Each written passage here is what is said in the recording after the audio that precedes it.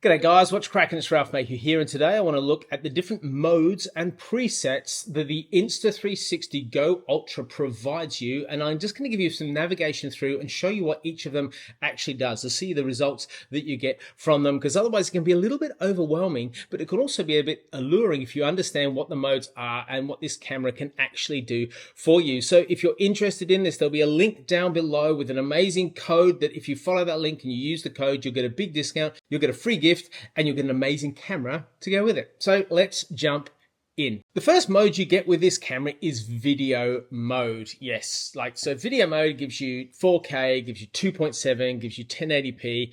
1080p gives you all the way up to 240 frames a second for slow-mo, and at 4K gives you all the way up to 60 frames a second. So you can choose what you want from that. So this is 4K at 60 frames a second, and this is 1080p at 60 frames a second. So you can see the quality difference in this. Then we go to pure video, and pure video is one of the coolest things made possible because of the sensor size, and the AI chip in here means it works in low light conditions. So this is my garage, which is really low light. But what I'm going to do now is turn on pure video, and we're going to see the difference it can make. See, for its size, it packs an incredible punch when it comes to low light scenarios. Next we go FreeFrame, and FreeFrame is really cool because in the app you can edit it either landscape or you can edit it vertical. Perfect option if you're not sure what you want your footage to do, or you want it to be used multiple uses by the end of the edit. You want some shorts and you also want some long form. You want to pull some shorts out of some long form. Freeform is the way to go. Next is Toddler Titan, which is the same setting that you'll get if you go to the preset menu and you select kids. Now what that does is it shoots at 4K 30, turns off the HDR, and puts standard stabilisation on. And the reason you would use that is if you have a child or yourself, which I'm going to use myself, you attach the camera to the clip that comes with it, and then you attach the clip to your hat, and the camera faces toward their face. And once you have it here, you need to operate it with the action hub. So I'm going to turn it on here. All the buttons are disabled on here because kids fiddle, but you get like, now it has a lens you can actually put on this to reduce the field of focus. So therefore I would be in focus rather than a bit blurry. But if you want a different sort of thing to vlog to, this is it. What do you think of this particular angle downstairs? Please let me know. I would be delighted. And you go a little bit crazy trying to look into the camera, but kids don't. They're just going to run around like this, like mad chickens. The clip to accomplish this comes with one of the accessory packs, and it's really handy. It also fits in a band that sits on your head or wherever else you want to attach it to. And this is the pincers that go on the cap and the magnet here and here, depending on what your needs are. Next we have time shift, and the best way to understand time shift is it's like a time lapse in motion.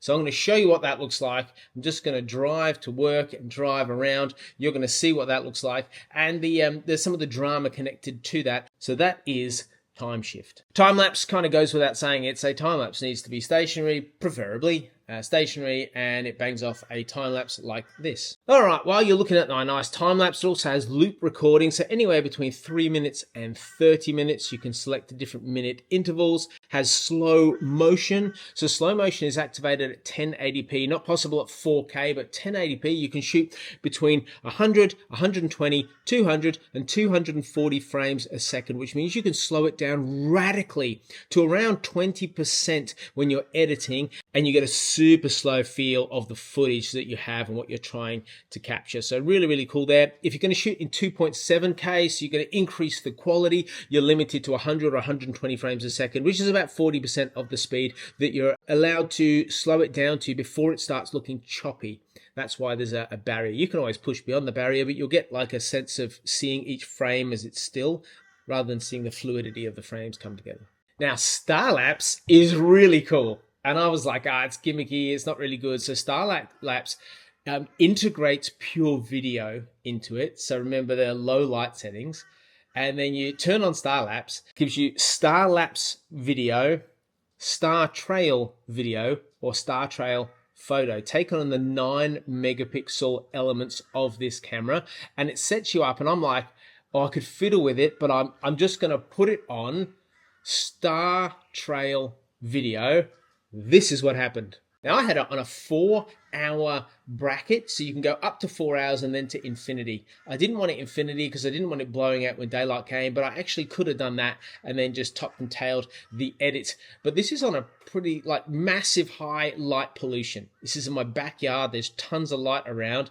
That is an exceptional result. Burst Video uses the 12.5 megapixel camera functionality on this, and it's perfect for when you're going into a scenario where you might be trying to catch a wave and you're or catch a jump on a scooter, a kid on a scooter, or catch some action, and you're I don't know where to start, where to finish it. All the way up to 30 frames across 10 seconds. Next, you have interval photo, where you can select 50 megapixels or 12.5. You can set a timer for it to go off at a delayed point in time.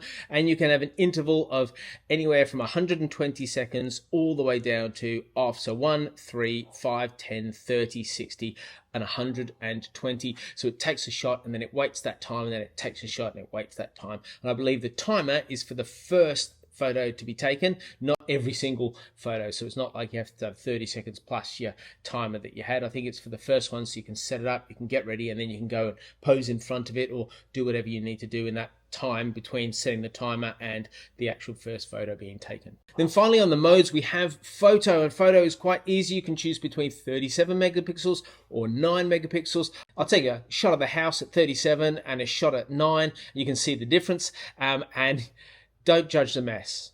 Just don't judge the mess. And don't tell my wife that I've taken a shot here. Oh man. And you can choose RAW, and RAW gives you extra editing ability later on. In action cameras, when it comes to photography, you're really limited by the sensor size. That's a massive factor in all of this. So you can have a lot of megapixels, but it doesn't really make the most of a smaller sensor, but you can get really banging photos. You just have to remember that it's more than 30 centimeters away is the field of focus. So you've got to go beyond that. Got a saw rotator cuff.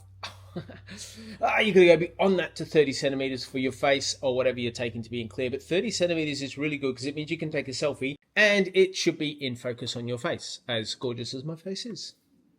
Comment below if you think I have an ugly face. I don't care if you think I have an ugly face. It doesn't make much difference to me. You can choose also on that linear, dewarp, ultra, and mega, so you can get super wide if you want, as well as linear, which is kind of frames and makes everything straight rather than the fisheye kind of bulge around the corners and the edges of the photograph.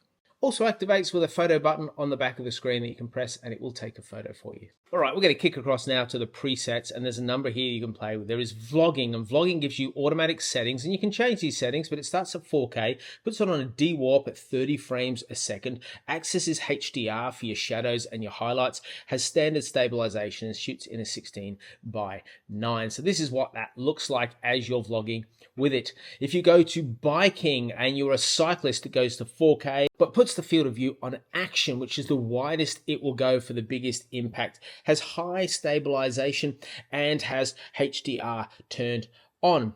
If you're a runner, you want to attach it to yourself while you run. It's 4K 60 at 16:9, has no HDR but high stabilization. And if I go outdoors, it's 4K at 60 frames a second at 16:9. It sets it up on dewarp and turns the tilt function on, but it's just handy if you're outdoors and you want to take some video of stuff that's outdoors, just looking pretty and looking nice. Obviously, HDR is off and the high stabilization is on in case you got any shaking in your hands. Also has a nice little logo up the top next to all your info to let you know that you're in that preset. Now we go to skiing. Sorry guys, not going skiing, but it's at 40K 30 frames a second, high stabilization. I'm actually really surprised they have HDR on, but I would do skiing at 60 frames a second. So I'm surprised that they put their frame rate at 30 frames a second. When you're skiing, you're taking a lot of quick turns.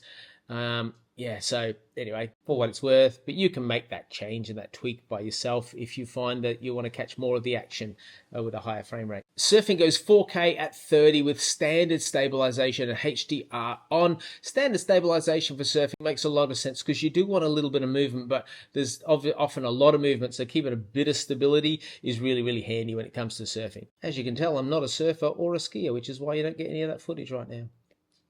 And then star field takes you to a photograph of 12.5 of the stars, which you can use outside as I demonstrated before, but it gives you the same options as does star lapse. So I hope this has oriented you to the Go Ultra modes available. If you haven't got it, you think one of those modes or a couple of those modes, they're exactly what I need from this camera. The camera can attach to a number of accessories by itself like this, or you can use it in its action cam format when it's connected to the action hub. You get to choose that. Thanks Insta360 for sending this to me and for partnering with me. If you want to get this, there's a link down below. There's a code down below. Love you to make the most of that. Benefits both of us, and you'll love this camera. It's so cool, and I just love the versatility of it. And for more videos on it, check after the sign off or have a look at my channel because there's a bunch coming up right now. Thanks heaps for watching, everyone. Like and subscribe, and I'll see you in the next video. Bye.